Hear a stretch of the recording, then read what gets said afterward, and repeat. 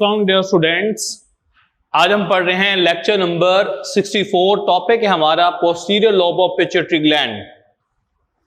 Last time हमने anterior lobe of pituitary gland और median lobe of pituitary gland और इसके साथ एसोसिएटेड एक पार्ट था हाइपोथैलेमस, वो हमने डिटेल के साथ रीड किया।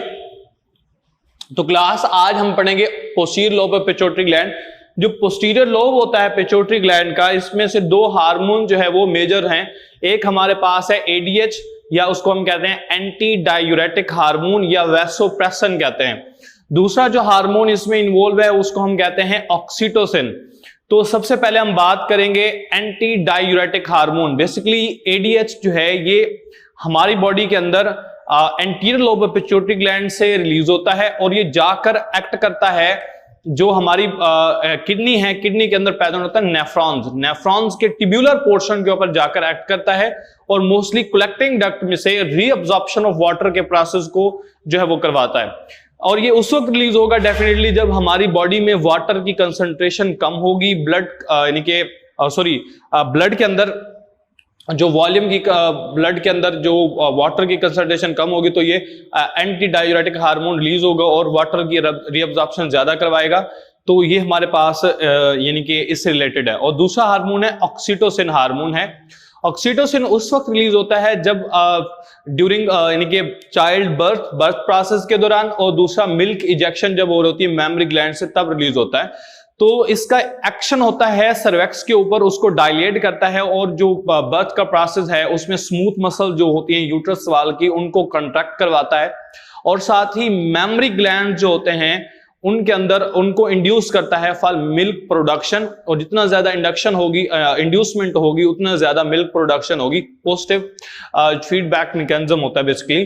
तो ये हमारे पास दो हार्मोन्स हैं। सबसे पहले हम बात करते हैं एंटी डायूरेटिक हार्मोन या वैसोप्रेसिन।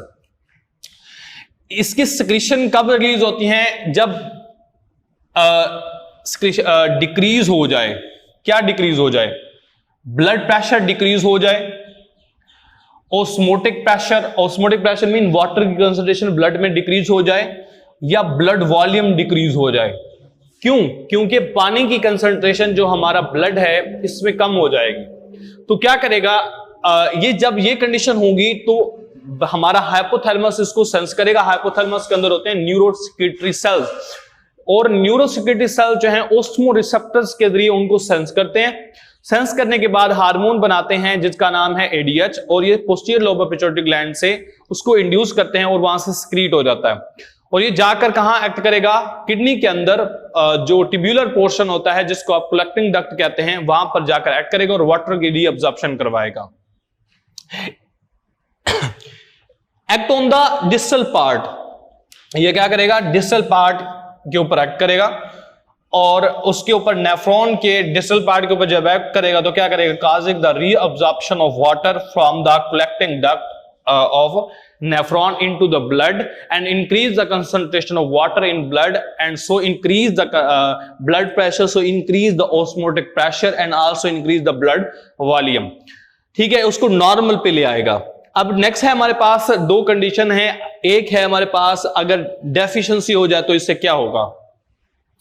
तो क्लास अगर डेफिशिएंसी हो जाए तो जो हमारा ब्लड है, ब्लड के अंदर वाटर की कंसंट्रेशन डिक्रीज हो जाएगी, और वाटर की कंसंट्रेशन जब डिक्रीज हो जाए तो हम इसको कंडीशन को हम कहते हैं डायबिटीज इंसिपिडस, जिसके अंदर क्या होता है जो वाटर होता है हमारी बॉडी का वो यूरिन के जरिए, यूरिन के अंदर जो है वो ज्यादा वाटर होता है, डाइल्यूट यूरिन फॉर्मेशन के जरिए हमारी बॉडी से एलिमिनेट हो जाता है, और इसके साथ ही बार बार थर्स्ट कंडीशन आती है और इसके साथ ब्लड वॉल्यूम जो है वो डिक्रीज हो जाएगा। तो इस कंडीशन कहते हैं डायबिटीज इंसिपिडस।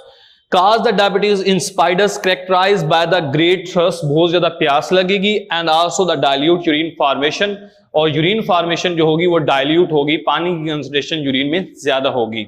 ठीक हो गया। उसके बाद है क्लास ऑक्सीटोसिन। बेसिकली ऑक्सीटोसिन जो है ये फीमेल की बॉडी के अंदर रिलीज होता है और ये जाकर जो मिल्क इजेक्शन होती है ब्रेस्ट के अंदर उसको इंड्यूस करवाता है, और ड्यूरिंग चाइल्ड बर्थ के प्रोसेस के अंदर जो सर्वेक्स होती है उसको डायलेट करता है, और साथ ही यूट्रस की वॉल के अंदर जो स्मूथ मसल्स होते हैं उनके ऊपर एक्ट करके कंट्रैक्शन करवाता है, जिससे जो बेबी होता है उसको आउटसाइड द बॉडी विजाइना के जरिए पुश कर दिया जाता है। तो इससे बर्थ प्रोसेस में हेल्प होती है। Clear? Distension of the cervix, cervix वो पॉइंट होता है जहां पर जो विजाइना है वो 2 पॉइंट के अंदर, 2 ट्यूब्यूल के अंदर डिवाइड हो जाती है। क्लियर? उसके बाद है जी decrease the progesterone level in blood. अब याद रखें जो प्रोजेस्टेरॉन है ये उस वक्त ये रिलीज होता है बेसिकली जब कार्पस ल्यूटम जो फॉर्मेशन होती है वहां से प्रोजेस्टेरॉन रिलीज होता है, और ये जाकर जो वास्कुलराइजेशन होती है यूट्रस और जो जिन जाइगोट के दरमियान वो करवाता है, प्लेसेंटा फॉर्मेशन के अंदर इन्वॉल्व हो सकता है। तो ये हमारे पास उसकी प्रोजेस्टेरॉन की सिक्रीशन को डिक्रीज करवा देगा। इसके सारी neural stimuli decrease the production and the suckling. तो क्या करेगा ये न्यूरल स्टिमुलाई के जरिए क्या करेगा during the production and suckling, parturition, parturition कहते हैं बर्थ प्रोसेस को, एंड सक्लिंग यानी जब बच्चा दूध पी रहा होता है तो उस सक्लिंग प्रोसेस से इंड्यूस होता है, और क्या करेगा primary action on the smooth muscles, on the smooth muscles in the uterus wall during child birth, यानी कि जो यूट्रस कहते हैं जो फीमेल जहां पर बच्चा बन रहा होता है बच्चादानी, उसकी वॉल को कहते हैं यूट्रस वॉल, और उसके यानी उसकी वॉल के ऊपर एक्ट करेगा और उनकी कंट्रैक्शन करवाएगा। जब कंट्रैक्शन होगी तो बेबी के ऊपर एक फोर्स जाएगा और इससे बर्थ प्रोसेस आसान हो जाएगा। इसके साथ ही फीमेल की बॉडी के अंदर ब्रेस्ट के अंदर प्रेजेंट होते हैं मेमरी ग्लैंड। ये हार्मोन जो मेमरी ग्लैंड्स होते हैं उनके ऊपर एक्ट करता है और मिल्क प्रोडक्शन को यानी कि मिल्क इंजेक्शन में इन्वॉल्व है। तो ये हमारे पास posterior lobe of pituitary gland यहां पर एंड हो जाता है। नेक्स्ट है जी हमारे पास थायराइड ग्लैंड। क्लास हम डायग्राम देख सकते हैं आप, तो हमारे पास यहां पर अब मैंने जो ग्रीन कलर का स्ट्रक्चर बनाया है that is called thyroid gland. तो थायराइड ग्लैंड मतलब हमारे नेक रीजन के अंदर लेरिंग्स या वॉइस बॉक्स के बिल्कुल नीचे प्रेजेंट होता है और सबसे लार्जेस्ट ग्लैंड है हमारी बॉडी का। तो जो थायराइड ग्लैंड है ये इसके 2 लोब्स होते हैं और ये कहां प्रेजेंट है बेसिकली हमारे नेक रीजन के अंदर।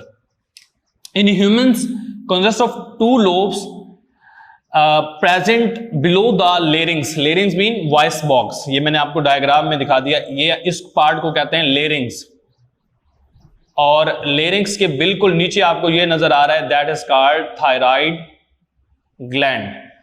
अच्छा क्लास नेक्स्ट है जी इट प्रोड्यूसेस, अच्छा ये दो हार्मोन प्रोड्यूस करता है, एक प्रोड्यूस करता है थायरॉक्सिन और दूसरा प्रोड्यूस करता है कैल्सिटोनिन। क्लास थायरॉक्सिन जो है इसकी 2 टाइप्स होती हैं। एक इसकी टाइप है उसको कहते हैं T3 या ट्राईआइडोथायरोडीन, और दूसरा हमारे पास है T4 या टेट्राआइडोथायोनिन। तो ये टाइप्स किस वजह से हैं? क्योंकि ट्राईआइडो के अंदर 3 आयोडीन होते हैं और टेट्राआइडो के अंदर 4 आयोडीन होते हैं, बाकी स्ट्रक्चर जो है वो सिमिलर होता है। तो ये हमारे पास 2 तरह के यानी कि थायरॉक्सिन हार्मोन है। इसके साथ ही हमारे पास जो दूसरा मेजर हार्मोन है वो कैल्सिटोनिन है, जो हमारे अब हम इनकी 1 बाय 1 फंक्शन और इनकी सिक्रीशन और इसके इफेक्ट्स यानी एक्सेस या डेफिशिएंसी का इफेक्ट पड़ते हैं। क्लास सबसे पहले बात करते हैं थायरॉक्सिन की। What is the function of T3 and T4? Class जब हमारी बॉडी के अंदर एनर्जी की रिक्वायरमेंट होती है, जब हमारी बॉडी के अंदर ग्रोथ का प्रोसेस हो रहा होता है, सेक्सुअल प्रोडक्शन का प्रोसेस मैच्योरेशन हो रही होती है, तब ये थायरॉक्सिन रिलीज होता है। अब थायरॉक्सिन को रेगुलेट करता है हमारे जो एंटीरियर लोब है उसमें एक हार्मोन होता है, यानी कि उसको हमने नाम पढ़ा था TSH, थायराइड स्टिमुलेटिंग हार्मोन। ये जाकर यानी कि एक्ट करता है थायराइड ग्लैंड के ऊपर और उसकी सिक्रीशन को कंट्रोल करता है। तो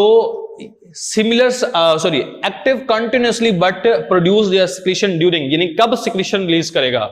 ड्यूरिंग रैपिड ग्रोथ, जब ग्रोथ हो रही होती है, क्योंकि जो थायरॉक्सिन है ये एनर्जी प्रोडक्शन में इन्वॉल्व होता है, इसलिए उस वक्त सिक्रीशन ज्यादा सिक्रीट करता है। उसके बाद सेक्सुअल मैच्योरेशन मैच्योरेशन के दौरान, यानी कि जब मेच्योरिटी आ रही होती है तो उस वक्त ये रिलीज होता है। और इसके बाद स्ट्रेस कंडीशन कहते हैं जब हमारी बॉडी के अंदर हार्ट बीट इंक्रीज हो जाए, ब्लड प्रेशर इंक्रीज हो जाए, इसके साथ ही कोल्ड, हंगर, थर्स्ट, ये सारी कंडीशन जो सिंपैथिक नर्वस सिस्टम कंट्रोल करता है बेसिकली, उनसे रिलेटेड जो है इस कंडीशन में ये हार्मोन रिलीज होता है और उस कंडीशन को जो है वो फेस करवाता है। अब हम बात करें T3 और T4 से रिलेटेड, यानी ये क्या करेंगे जाकर, कैसे जो है ये अपना फंक्शन परफॉर्म करते हैं। तो class act on the basal metabolic rate, ये हमारी बॉडी के जो बेसल मेटाबॉलिक रेट होते हैं, यानी कि हमारे पास सेलुलर रिस्पिरेशन हो गई, फैटी एसिड मेटाबॉलिज्म हो गया, इसके ऊपर एक्ट करता है। उसके बाद है respiration, break down of glucose, respiration करवाता है और जो ग्लूकोज होती है उसको ब्रेक डाउन करवा के एटीपी, और साथ ही जो है वो हीट प्रोड्यूस करता है जिससे हमारी बॉडी का टेम्परेचर इंक्रीज हो जाता है। नेक्स्ट है help in somatotrophin hormone for in growth के अंदर सोमैटोट्रोफिन हार्मोन्स की हेल्प करता है। क्लियर हो गया। और इसके बाद है डिफरेंशिएशन ऑफ ब्रेन सेल्स, हमारे ब्रेन सेल्स की डिफरेंशिएशन करवाना भी ये भी थायरॉक्सिन हार्मोन का फंक्शन होता है। इसके बाद है काजेस मेटामॉर्फोसिस। अब ये आप याद रखेंगे, मेटामॉर्फोसिस कहते हैं ऐसा प्रोसेस जिसमें जो इनिशियल स्टेज होती है वो यानी कि उसके अंदर डिफरेंशिएशन आती है और एक जो फाइनल स्टेज होती है ऑर्गेनिज्म की उसमें चेंज हो जाता है। मिसाल के तौर पर हमारे पास जो फ्रॉग बनता है ना, तो फ्रॉग की इनिशियल स्टेज होती है वो एक हमारे पास क्या होता है, उसका टैडपोल होता है। टैडपोल के अंदर आप बेसिकली हार्मोन होता है जिसका नाम थायरॉक्सिन है। थायरॉक्सिन जो है मेटामॉर्फोसिस करवाता है और टैडपोल को कन्वर्ट कर देता है मैच्योर फ्रॉग के अंदर। अगर किसी ऑर्गेनिज्म में इसकी डेफिशिएंसी हो जाए थायरॉक्सिन की तो क्या होगा, यानी कि अगर फ्रॉग के अंदर डेफिशिएंसी हो जाए तो क्या होगा, तो उसका जो लार्वा होगा वो हाइट में तो बढ़ जाएगा क्योंकि सोमैटोट्रोफिन हार्मोन हाइट में इंक्रीज करवा देगा, लेकिन उसके अंदर मेटामॉर्फोसिस नहीं होगी, उसके अंदर जो मेच्योरेशन है उसकी वो कंप्लीटली नहीं होगी। काजेस मेटामॉर्फोसिस इन एम्फीबियंस, और इसके साथ ही इस deficiency effect on tadpole larva do not metamorphosis and so grow to a large size tadpole। clear class. उसके बाद नेक्स्ट हमारे पास है effect of over production of thyroxine, यानी अगर थायरॉक्सिन की कंसंट्रेशन हमारी बॉडी में ज्यादा हो जाए तो क्या होगा, और अगर लो हो जाए तो क्या होगा। अगर थायरॉक्सिन की कंसंट्रेशन हमारी बॉडी में इंक्रीज हो जाए तो इससे जो है वो डिजीज होती है जिसको कहते हैं ग्रेव्स डिजीज।